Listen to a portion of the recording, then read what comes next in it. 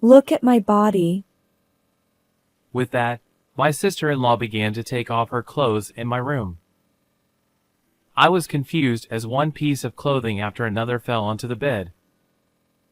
A shirt made of soft-looking material, then pants and underwear, and more clothes just piled up. No, wait a minute!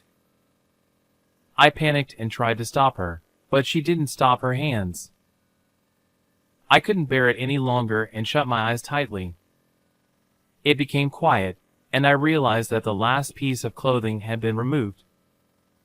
Finally, when she was completely naked, she said to me again, Please. Look. I am Luke, a 32-year-old office worker, and I have one older brother. My brother Jack and his wife Emily have been childhood friends since we were young, and the three of us often played together. 5 years ago, Jack and Emily got married, and a year later, they were blessed with a daughter named Stella. Despite the changing dynamics, the closeness between Emily and me remained the same, and we often went out together with Stella when Jack was busy. Little did I know that things would turn out like this. It all started on the day Emily took off her clothes.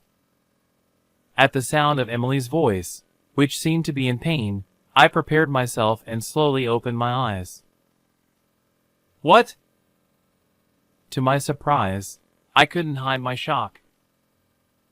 Emily has red-black scars and purple bruises on her pale skin. Even to an amateur eye, there were plenty of them, ranging from old to new, too numerous to count.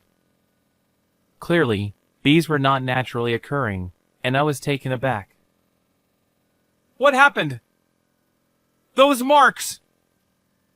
When I asked hesitantly, there was a moment of silence, and she seemed to struggle with how to convey it. After about 2 minutes, Emily tearfully whispered, It was done by Jack, your brother. At first, I couldn't comprehend it. Slowly piecing together the meaning of her words, I was simultaneously shocked. Jack did that?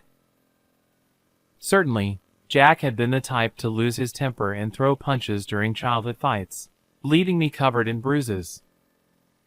For a moment, painful memories flashed through my mind, but that was when we were kids. As he grew older, he mellowed out, and the idea of him being violent toward a woman, especially Emily, our childhood friend and now his wife, was unthinkable. For about a year now, it's been happening every day. At first, I thought it was stress from work and parenting. The situation escalated day by day, and she started receiving verbal abuse regularly. I couldn't bear it anymore. Emily continued. Today, that person forcibly kicked me out. I couldn't bring my daughter with me. With no other family, it's just you, Luke. Emily lost her parents early on and was raised by her grandparents. However, recently, her grandparents passed away, leaving only me and Jack as her family. That's why I couldn't believe Jack would do such a thing to Emily, who had been like a true family member since childhood. It's hard to suddenly say something like this, but I have no one else to rely on. I was shocked and couldn't find words. Although he usually helped with household chores and parenting, there was a sudden switch in his behavior. Having experienced similar harm from Jack during my own childhood, I found Emily's words credible.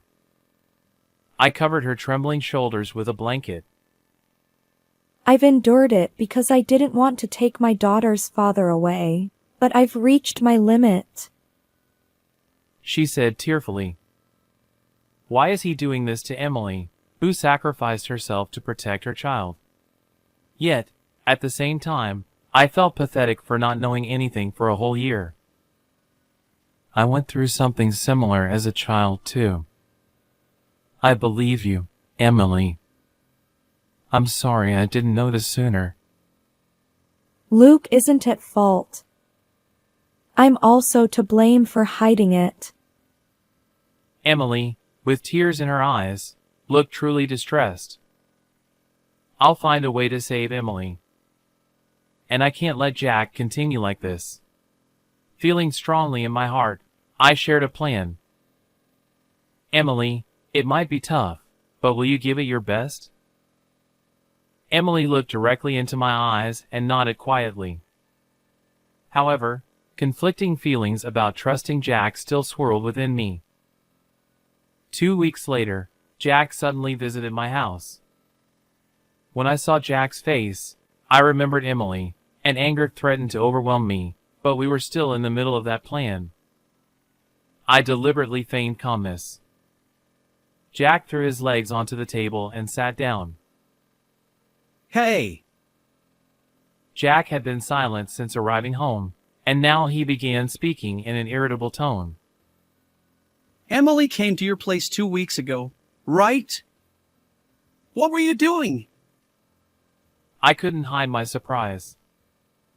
Emily had later told me she hadn't revealed her whereabouts that night, so how did he know she was here? Look at this!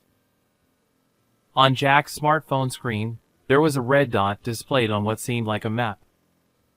It was the kind you often see in movies.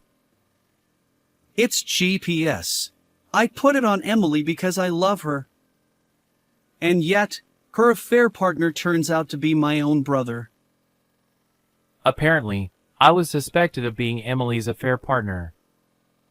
Jack expressed love for Emily, but it seemed more like possessiveness. Concealing my agitation and anger, I denied it. No, it's not like that. That day, I was discussing Stella's situation. Ouch! Suddenly, a dull sound echoed, and the taste of blood filled my mouth. A few seconds later, I realized I'd been punched. Don't play dumb. Emily's erased all the emails between you two. Clearly, it's an affair. Deleting the email history was something I asked Emily to do. We couldn't risk Jack discovering our plan. And judging by his behavior, it seemed to be working. Listen, if you make any suspicious moves again or tell anyone about today, it won't end well. Jack said this, kicked the trash can in the room, and left the house. My cheek throbbed from the blow. Jack, now an adult, packed a punch far beyond what he did during our childhood. I trembled with anger, wondering how Emily endured this. That night, Emily called me. Jack was apparently out, and she timed her call carefully. Jack gleefully talked about hitting you. I didn't know I was being tracked with GPS. I'm sorry. She apologized. It's okay. Besides, we still have our plan, right? After a brief silence, Emily murmured.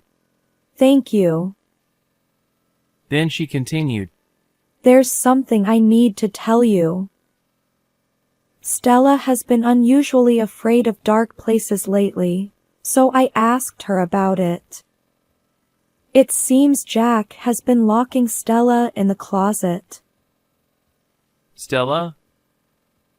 Yes. When I asked Stella, she said she was too scared to tell me about Dad.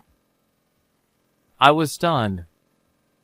Jack seemed to target the times when Emily was away, and it's no wonder she hadn't noticed.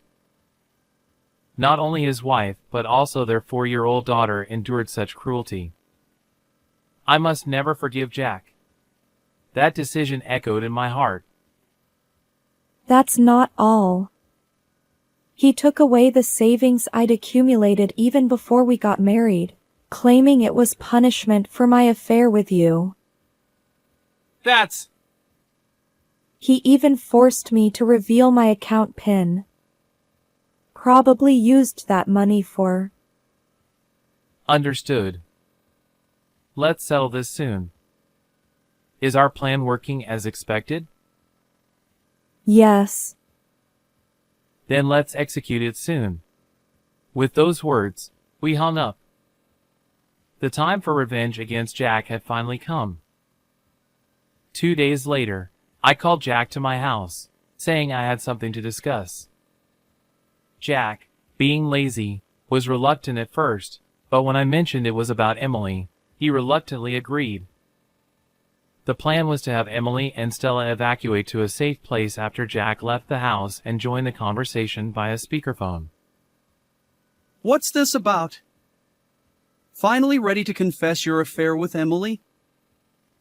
Jack still thought I was having an affair with Emily and seemed pleased to finally corner me.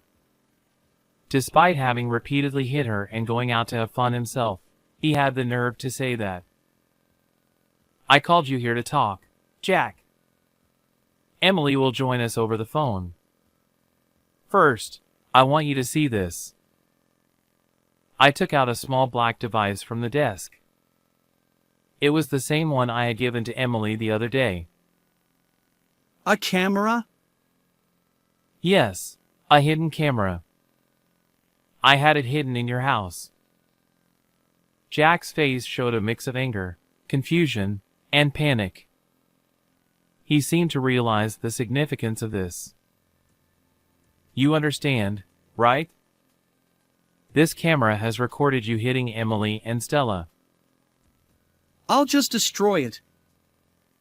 It's useless. The data is saved on a certain computer. Jack's panic and confusion turned entirely into anger.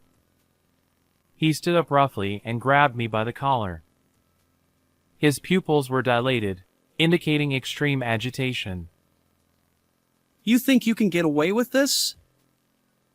Jack started hitting me repeatedly. His punches were heavy, and each blow to my cheek caused a dull pain. When I tried to protect my face, he targeted my ribs.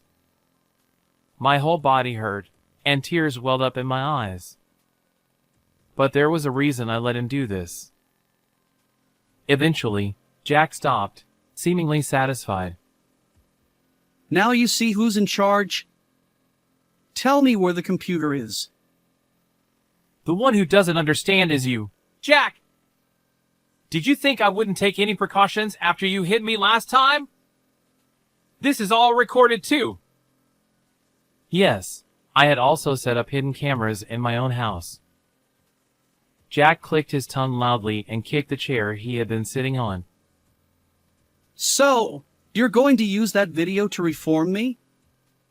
The problem isn't me, it's those idiots. He showed no remorse, and hearing him say this in front of Emily, even over the phone, made me no longer see him as family. Jack, the video of you hitting Emily has already been submitted to the police. I said calmly, wiping the blood from my cheek. My plan was to record the daily assaults and report them to the police. I had made Emily endure it to gather evidence. I just reported it to the police, so they'll be here in about 10 minutes. The police? On the other end of the phone, Emily seemed to realize that Jack was physically hurting me and had called the police.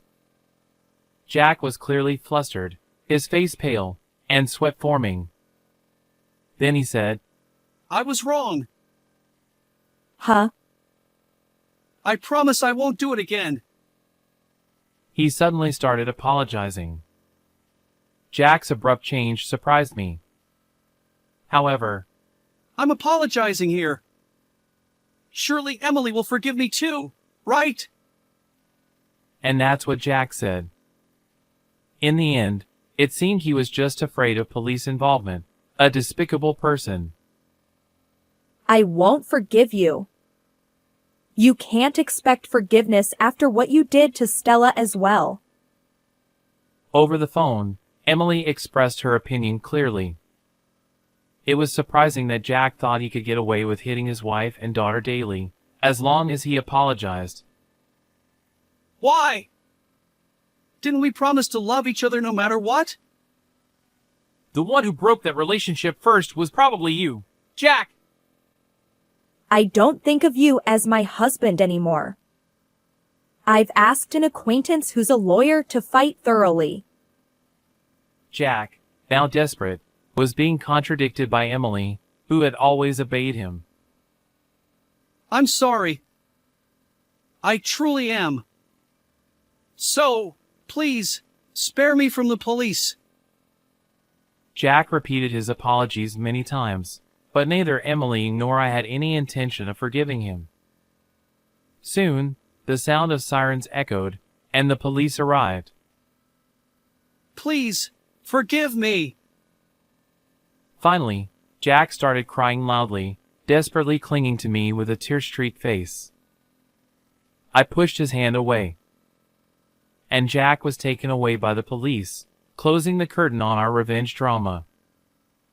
A year later, Jack faced charges of assault and intimidation based on the evidence we submitted. But even in prison, he caused trouble repeatedly, and his sentence kept getting longer. In addition, he was ordered to pay compensation to Emily and child support for Stella, accumulating significant debt.